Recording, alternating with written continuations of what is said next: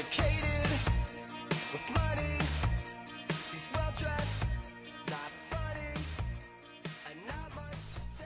Hey, it's Mr. Norton back with another edition of Education is Fashionable. This time we're talking about intervention in the price system. And as always, we're going to go ahead and get started with our learning targets. The three things I want you to be able to do before you finish watching this video. I want you to explain how government uses price ceilings to keep prices from rising too high. We're going to describe how government uses price floors to keep prices from going too low. And we're going to explain how government uses rationing to allocate scarce resources and goods. And we're also going to talk about how customers reacted. Outside interference, well, that's our topic first because that's what ceilings and floors are. Let's talk about first, how is price determined? And we learned that in another lesson. You basically look at the market equilibrium, and that's going to be where the quantity demanded equals the quantity supplied, and we said that that should be what the price is. Now, that's assuming we don't have outside interference, and as we talked about, ceilings and floors are examples of those outside interferences.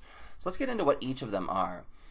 A price ceiling is the highest price that a good or service can be offered for, and some key information to remember about that is a price ceiling is meant to make things cheaper, and normally a ceiling is placed below market equilibrium. They are normally put in place to protect consumers as well.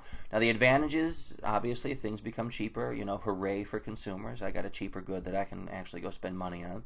But we also know that when we price something below market equilibrium, the result is that there's a shortage. So it's like, yay, things are cheaper. Oh no, I might not be able to find one.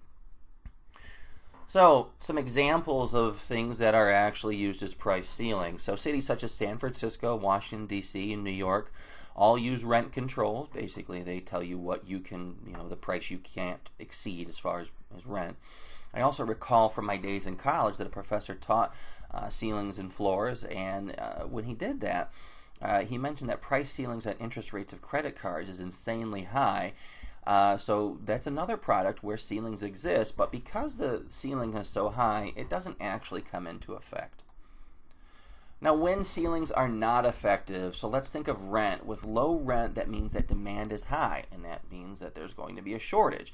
And we also end up with reluctant property owners because if I can't get the money that I thought that I should be able to get for my particular property, I'm going to be hesitant to actually put it on the market, which means that potential buyers aren't going to be able to have access to it. Now, what if there wasn't a price ceiling?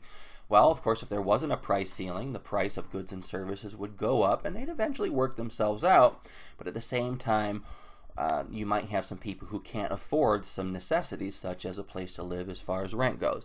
And at times we have seen where medicine has had a price ceiling as well.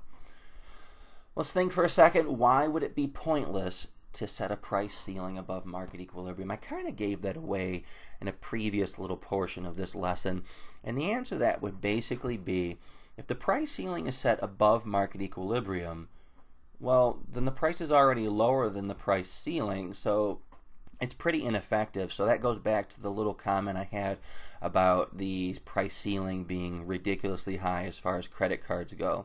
So that would be why that one's particularly ineffective. Let's gonna wrap it up for ceilings. Let's talk about floors, and basically it's the opposite of a ceiling.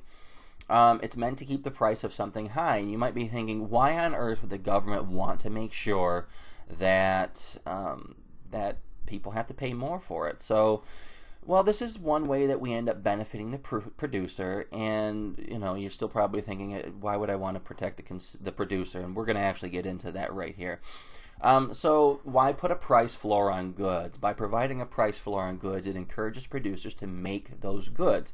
Because remember, if the price drops too low, they're going to stop making it. So could you imagine if at one time the price of particular foods that are kind of like the staple of your diet becomes so cheap that people stop making it? So that becomes a really big problem. We're actually okay, the government is okay in thinking that to have a surplus of food is going to be okay. So another example of a price floor is a minimum wage. Now, I've had some students claim that if it wasn't a minimum wage, then people would be working for a penny an hour. Now think about it. Would you really work for a penny an hour? Because I certainly wouldn't. And in a free market, if you didn't have price floors, the price of labor would eventually balance itself out. And I'm willing to bet that it's going to be more than a penny. And just think about the same time that minimum wage was raised in Michigan is about the same time that dollar menus started to disappear. They aren't even called dollar menus anymore. They're called value menus.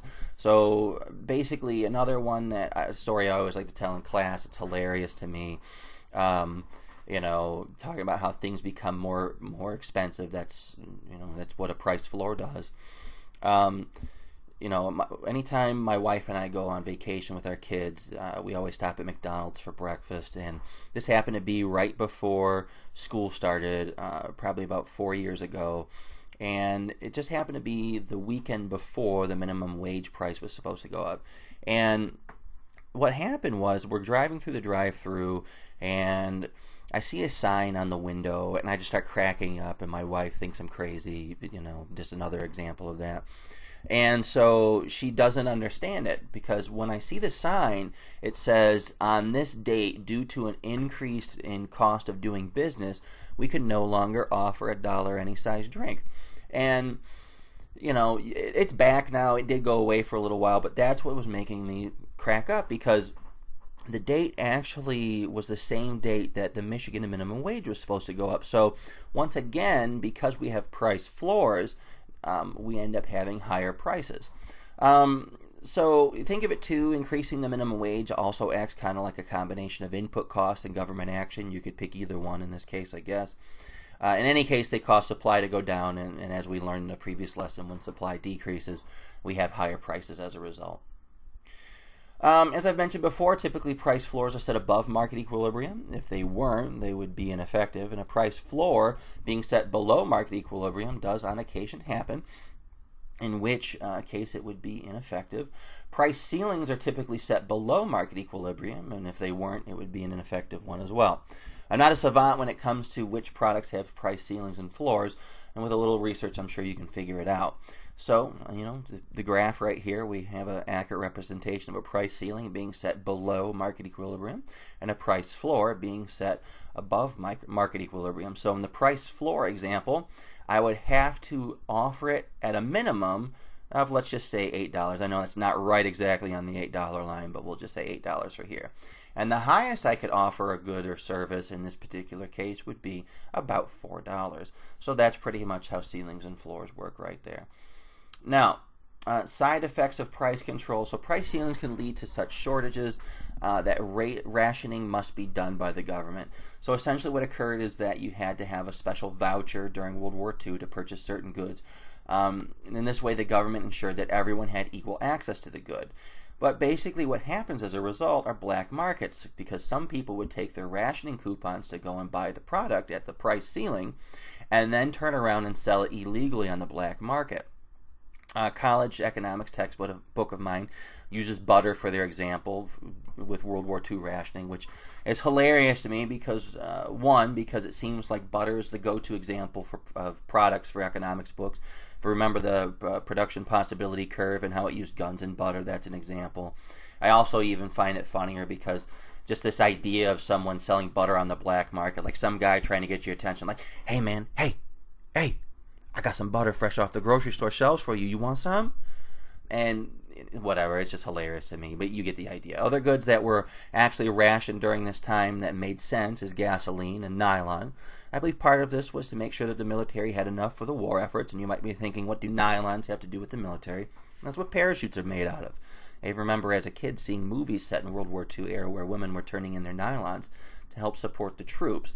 I don't know how realistic that was because it could have just been Hollywood sensationalizing something, and we know that on occasion they tend to do that. Well, that wraps it up for another edition of Education is Fashionable. It's also going to wrap up our unit on demand, supply, and price. I'll be taking a short break for about a couple weeks before we start back up with our video series. So till next time, later on.